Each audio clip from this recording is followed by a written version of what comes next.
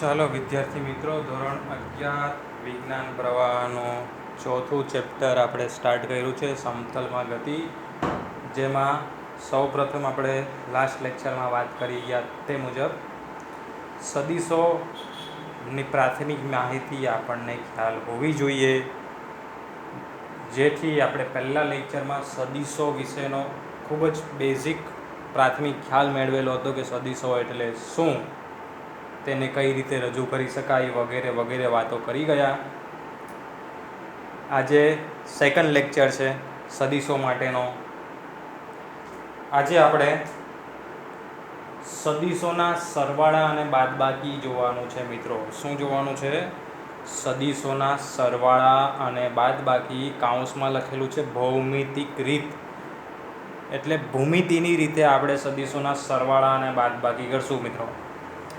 આ રીત થોડી ટાઈમ માગી લે એવી છે, એટલે કે કરતી વખતે, શીખતી વખતે કંઈ વાર નહીં લાગે, તમે પણ કરવા જશો થોડો ટાઈમ માગી લે એવી રીત છે, થોડી કંટાળાજનક પણ છે. બટ 12મા ધોરણમાં જ્યારે આપણે વિદ્યુત ક્ષેત્ર અને ચુંબકીય ક્ષેત્ર પર 8 ચેપ્ટર ભણવાના છે. કેટલા ચેપ્ટર? 8 ચેપ્ટર, લગભગ આખો ભાગ 1, તમારા 12મા ધોરણનો ભાગ 1 ભૌતિક વિજ્ઞાનનો. એમાં ઘણા ખરા દાખલા અને થિયરી સમજવા માટે તમને સદીશોના સરવાળાની આ જ રીત આવડવી જોઈએ. કઈ રીત આવડવી જોઈએ? આ ભૌમિતિક રીત જ આવડવી જોઈએ. તો તમને પરિણામી વિદ્યુત ક્ષેત્ર કે પરિણામી ચુંબકીય ક્ષેત્ર કઈ દિશામાં છે તે સરળતાથી કહી શકશો અને સમજી શકશો. બરાબર છે?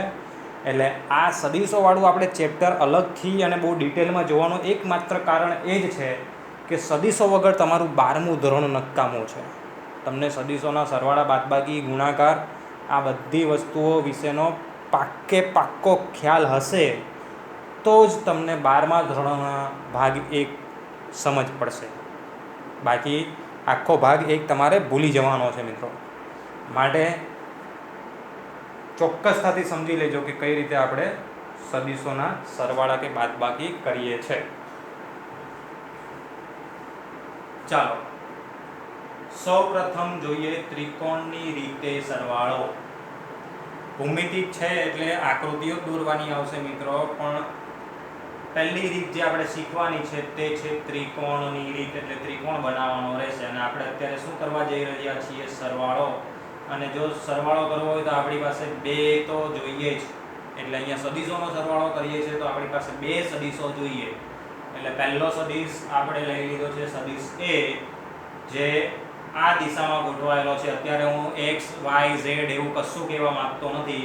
આ સદીશની દિશા જોઈ લો તમે, તો આ સદીશ આ રીતે ગોઠવાયેલો છે, જેનું નામ આપણે આપેલું છે સદીશ A. બીજો સદીશ લઈ લીધેલો છે આપણે સદીશ B, જે કંઈક આ રીતે ગોઠવાયેલો છે. બરાબર? હવે આમાં કંટાળાજનક શું છે તે હમણાં તમને હું સમજાવીશ. સૌપ્રથમ તો આપણે રીત પર જઈએ. તો તમારે જ્યારે પણ સદીશોનો સરવાળો કરવાનો હોય, ધારો કે તમારે A માં B ઉમેરવો છે. શું ઉમેરવો છે? A માં B ને ઉમેરવો છે. તો જે પહેલા આવે તેને પહેલા લઈ લેવાનો, એટલે સદીશ A ને આપણે પહેલા લેવો પડે. ચાલો આ આપણે સદીશ A લઈ લીધો. જોજો મિત્રો, અહીંયા જે દિશામાં હોય ને એ જ દિશામાં લેવો પડશે. પછી તમે મન ચાહી ગમે તે દિશામાં દોરી શકો નહીં, કારણ કે એની દિશા અને એનું મૂલ્ય બંને બદલાવવું જોઈએ નહીં. એટલે તમારે અહીંયા માપવું પણ પડશે કે ભાઈ આ સદીશ આ 5 સેન્ટીમીટરનો છે તો અહીંયા પણ 5 સેન્ટીમીટરનો હોવો જોઈએ, અહીંયા 5.4 નો છે તો અહીંયા પણ 5.4 નો જ હોવો જોઈએ. એટલે આ પ્રમાણે તમારે ફૂટપટ્ટીથી પહેલાં તો સદીશને માપવો પડશે, અને પછી એ કઈ દિશામાં ગોઠવાયેલો છે તો એ જ દિશામાં દોરવો પણ પડશે. તો આ આપણો સદીશ A લઈ લીધો. હવે સરવાળો કરવો છે, એટલે કે આમાં B ને ઉમેરવો છે. તો હવે કઈ રીતે સરવાળો કરવાનો મિત્રો? તો હંમેશા ત્રિકોણની રીતમાં યાદ રાખવાનું કે જે સદીશ હોય એના માથા પર, એટલે કે એના શીર્ષ પર બીજા સદીશની પૂંછ મૂકવાની. એટલે કંઈક આ રીતે. આ આપણે સદીશ B ને મૂક્યો.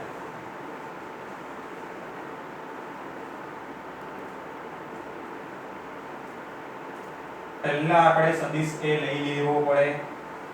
આ જેટલો મોટો હોય તેટલો જ મોટો અને એ જ દિશામાં. પછી સદીશ A નું માથું અહીંયા છે. પહેલા સદીશ B ની શું પકડવાની? પૂંછડી પકડવાની અને એને ખેંચીને અહીંયા લઈ આવવાનું. એની દિશા બદલાવી જોઈએ નહીં. એટલે તમારે અહીંયા શું ધ્યાન રાખવું પડશે ખબર? અહીંયા તમારે આડી લાઈન દોરી દેવી પડશે અને ખૂણો માપી લેવો પડશે. શું માપી લેવું પડશે? ખૂણો માપી લેવો પડશે.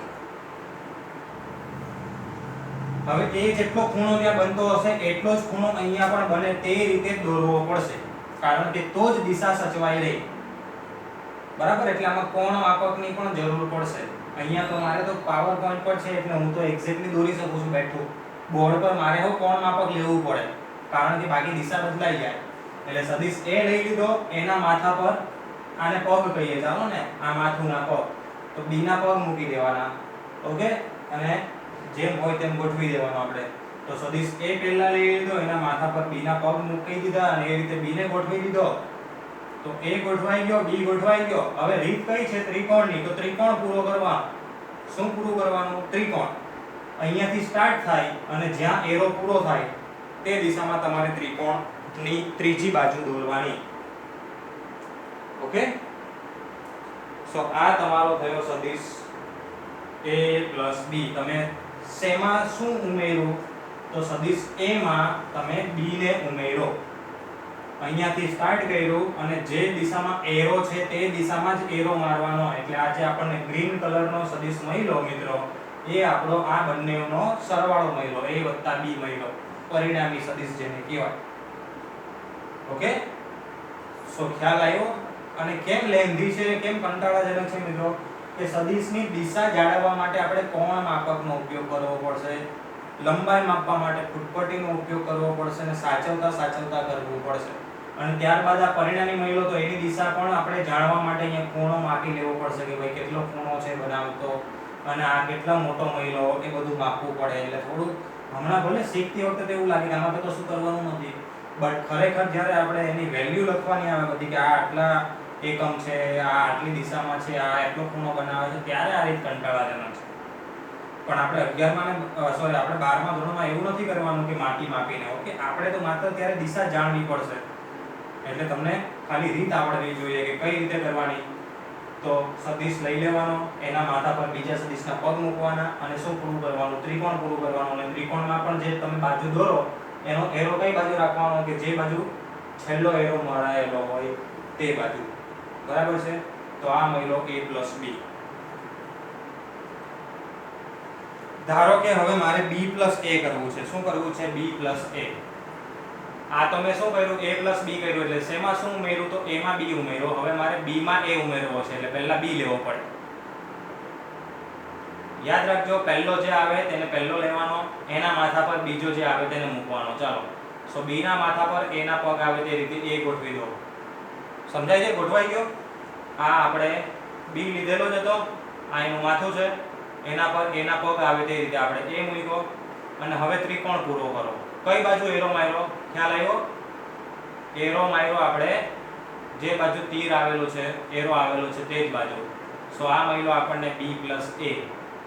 તમે જોઈ શકો કે A + 2B આપણને જે દિશામાં મળ્યો છે, આ જો A + B ની દિશા અને B + A ની દિશા, બંનેની દિશા એક જ આવી છે, એક જ સરખી છે. અને બંને તમે ફૂટપટ્ટી લઈને માપશો બી તો એક જ સરખા આવશે. એટલે સરવાળા માટે ક્રમનો નિયમ જળવાય છે મિત્રો. શેનો નિયમ જળવાય છે? ક્રમનો નિયમ. કે A + B કરો કે B + A કરો, સદિશોના સરવાળા કરશો તો જવાબ એક જ મળે છે. ઓકે, ચાલો, સરવાળો આવડી ગયો તો હવે બાદબાકી જોઈએ મિત્રો. એના માટે પણ આપણે બે સદિશ લેવા પડશે, તો બે સદિશ લઈ લઈએ. હવે મિત્રો એક વસ્તુ તમને અહીંયા એ કહેવા માંગીશ કે એકચ્યુઅલી હવે સરવાળો આવડી ગયો અને બાદબાકી કરવી છે તો અઘરું કંઈ નથી. ધારો કે A - B કરવું છે, મારે શું કરવું છે? A - B એટલે બાદબાકી થાય. પણ એની જગ્યાએ હું A માં -B ઉમેરું તો,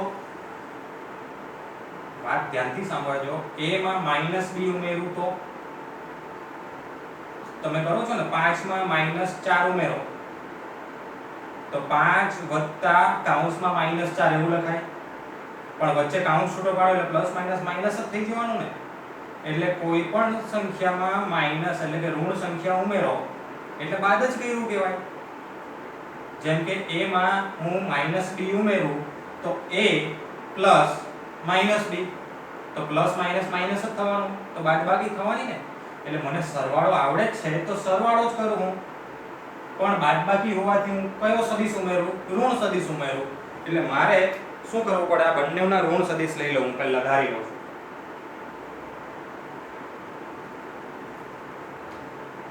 જો આ સદિશ a છે તો આ માઈનસ સદિશ a થાય,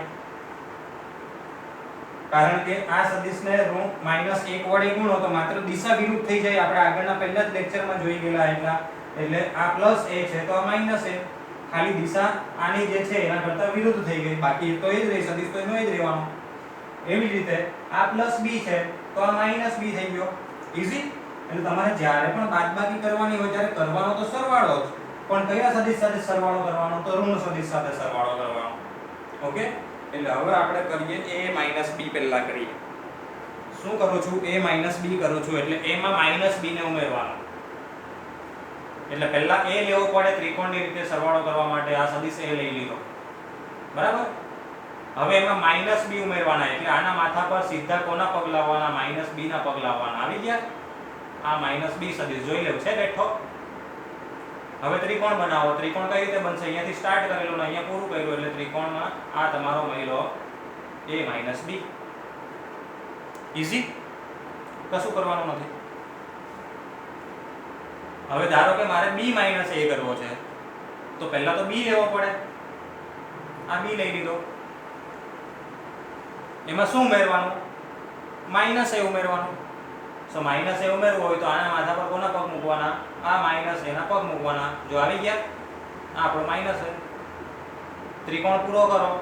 એરો કાથી કા મારવો પડશે? જો અહીંયાથી સ્ટાર્ટ થયો ને એરો આ બાજુ છે, તો હવે તમારે એરો એ જ બાજુ મારવો પડે.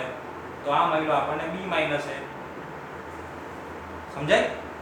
એટલે બહુ સહેલું છે મિત્રો. સરવાળો આવડી ગયો કે ભાઈ ત્રિકોણની રીતે સરવાળો કરવાનો હોય તો કોઈ પણ એક સદિશ લીધેલો હોય એમાં બીજો સદિશ ઉમેરવા માટે શું કરવાનું? એના માથા પર બીજાના પગ મૂકવાના અને પછી આખો ત્રિકોણ પૂરો કરવાનો.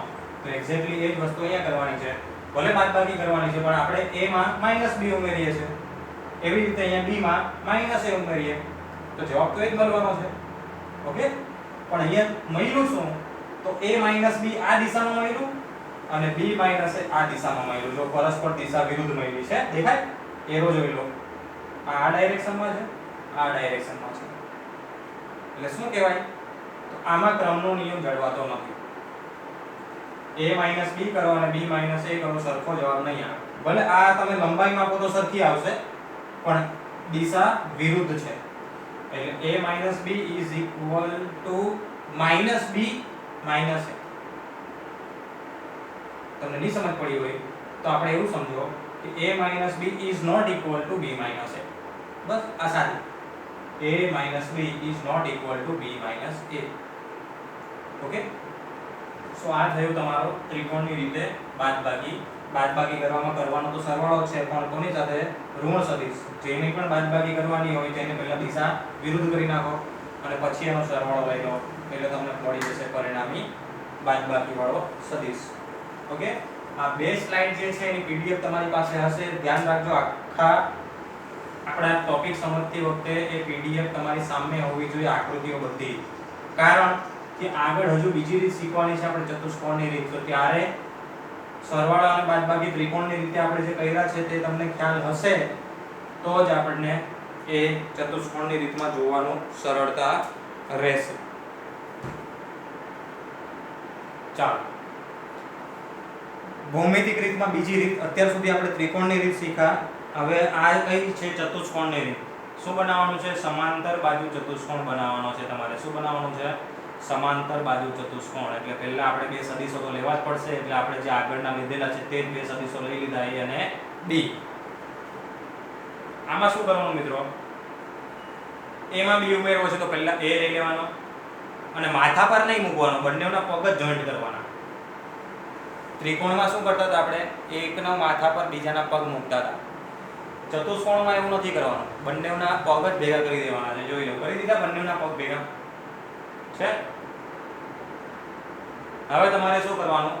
તો જેવું લખ્યું છે તેવું ભાઈ, સમાંતર બાજુ ચતુષ્કોણ બનાવો. એટલે અહીંયા ત્રિકોણ નથી બનાવવાનો, ભૂલે ચૂકે પણ ત્રિકોણ નહીં બનાવતા, ચતુષ્કોણ બનાવવાનો છે. એટલે સમાંતર બાજુ ચતુષ્કોણ બનાવવા માટે આ થઈ ગયો આપણો સમાંતર બાજુ ચતુષ્કોણ થઈ ગયો।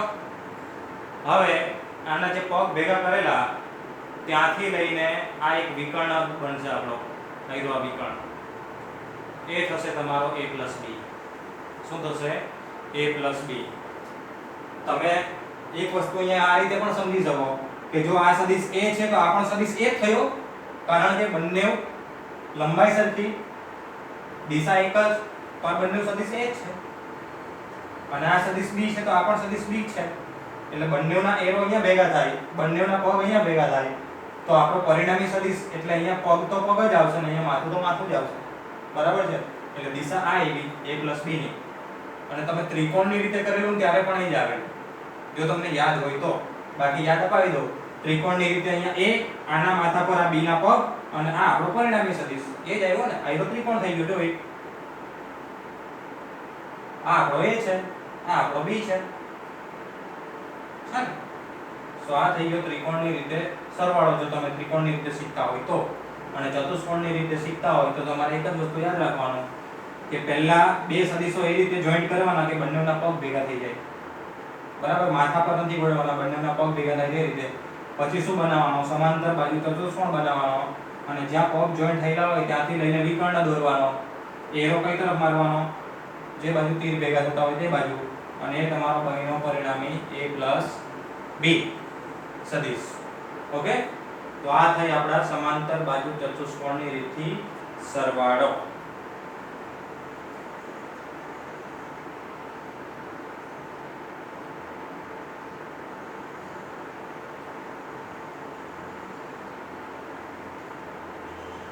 મિત્રો સમાંતર બાજુ ચતુષ્કોણની રીત કરવાનો ફાયદો એ છે, જે અહીંયા તમને આ સ્લાઇડમાં ખબર પડશે કે આ રીતમાં એક જ વારમાં સરવાળો અને બાદબાકી બંને રહી જાય છે। આગળની સ્લાઇડમાં આપણે સરવાળો જોયો, હવે ધારો કે ચતુષ્કોણના બે વિકર્ણ હોય તો તમને ખબર જ છે, આપણે અત્યાર સુધી આ વિકર્ણ લીધો સરવાળા માટે, બરાબર છે। પણ એની જગ્યાએ આ બીજો વિકર્ણ લેશો તો શું થશે, તો આપણે સમજીએ કે બીજો વિકર્ણ શું આપે છે આપણને। જો મેં એરો કઈ બાજુ મારેલો છે, નીચે તરફ મારેલો છે,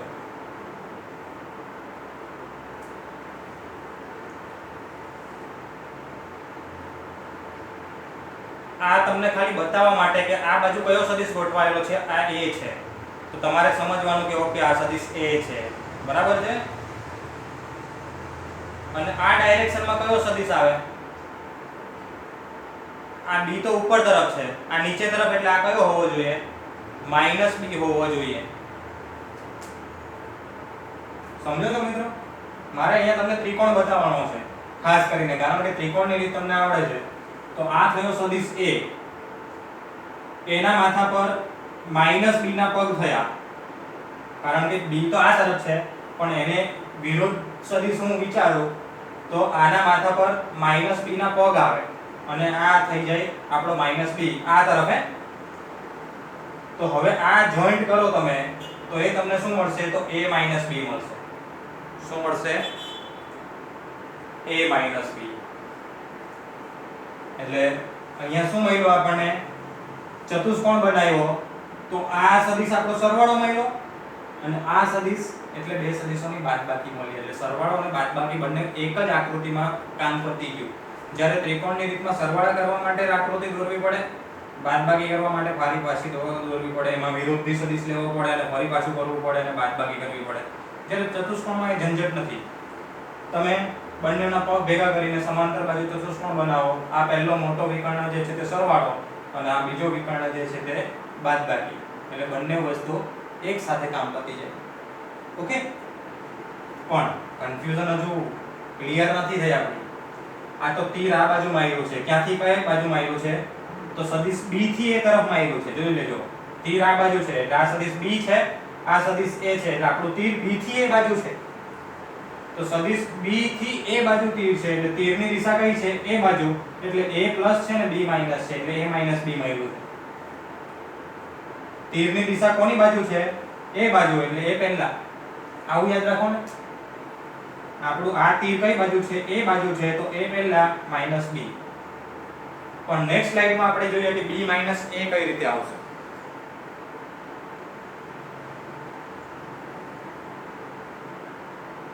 જો અહીંયા સુધી તો તમને આવડે જ છે. A લીધો, B લીધો, સમાંતર બાજુ ચતુષ્કોણ બનાવ્યો. આપણે આ સરવાળો નથી લેતા, અત્યારે આપણે બાદબાકી શીખ્યા છે. તો જો હું તીર આ બાજુ મારું તો આ મને શું મળશે? અમુક લોકો જે એક્ટિવ હશે એ લોકોએ કહી દીધું હશે ને આશરે ધારી પણ લીધું હશે, તે છતાં પણ આપણે એકવાર જોઈ લઈએ.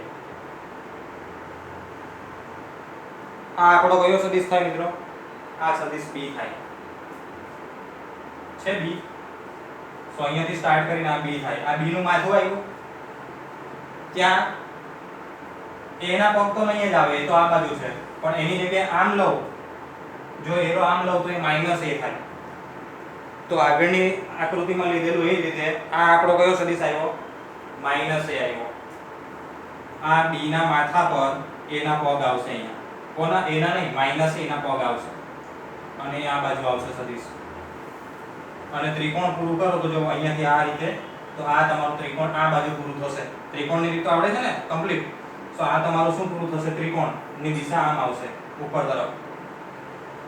તો આ તમને શું મળ્યું? B- A મળ્યું. શું મળ્યું? B- A. કેમ? તીર કઈ બાજુ છે? B બાજુ, એટલે B-.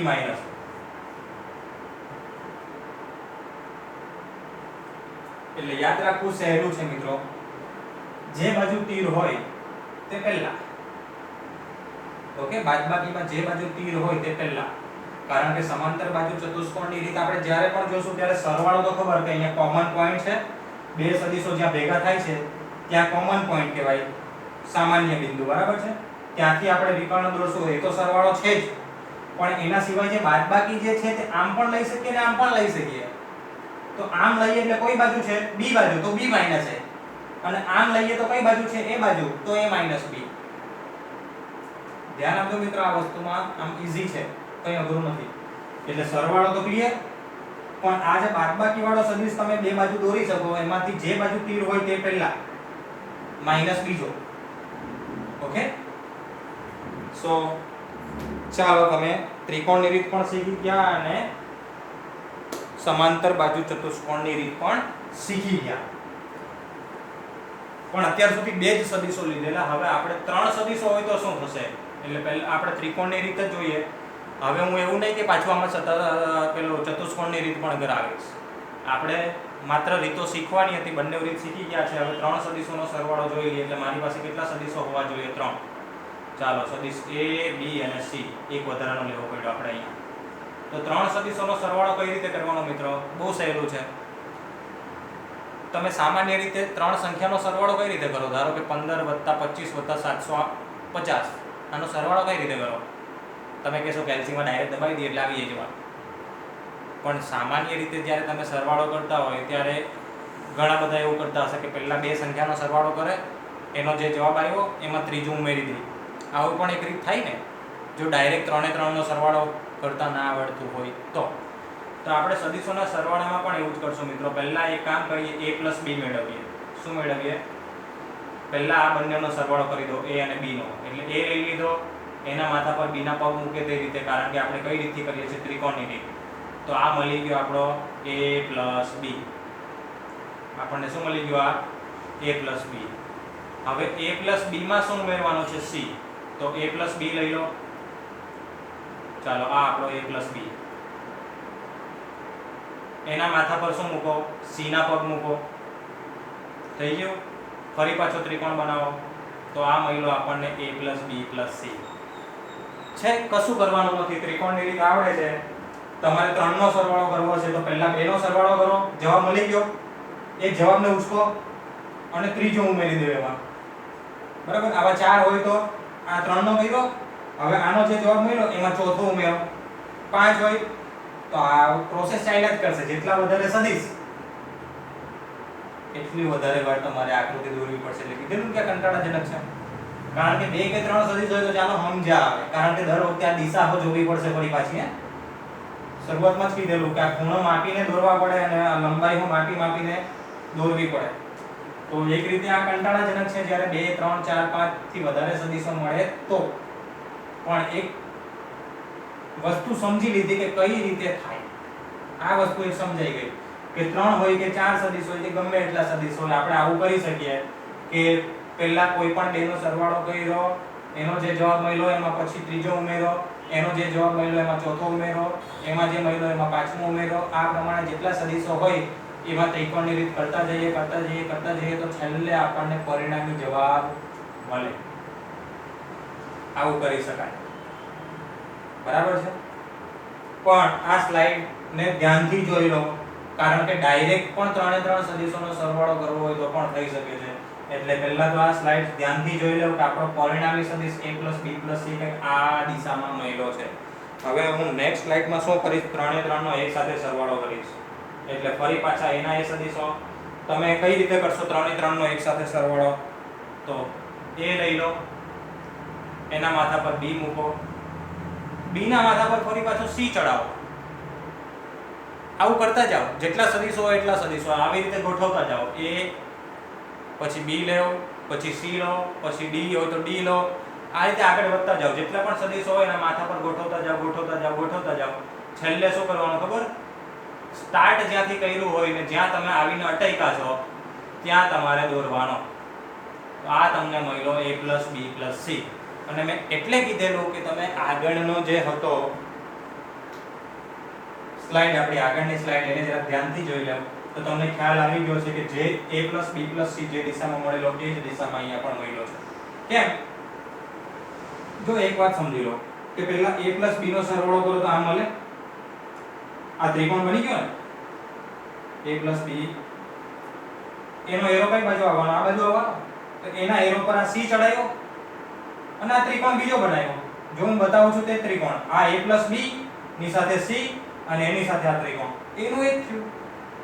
એટલે તમારે ડાયરેક્ટ પણ જો સરવાળો કરવો હોય તો એવું નહીં કે બેનો મેળવ્યા પછી એનો જવાબ લાવો, ફરી પાછો ત્રીજાને ઉમેરો, એનો જવાબ જાય હોય એમાં ચોથો ઉમેરો, એ રીતે નહીં.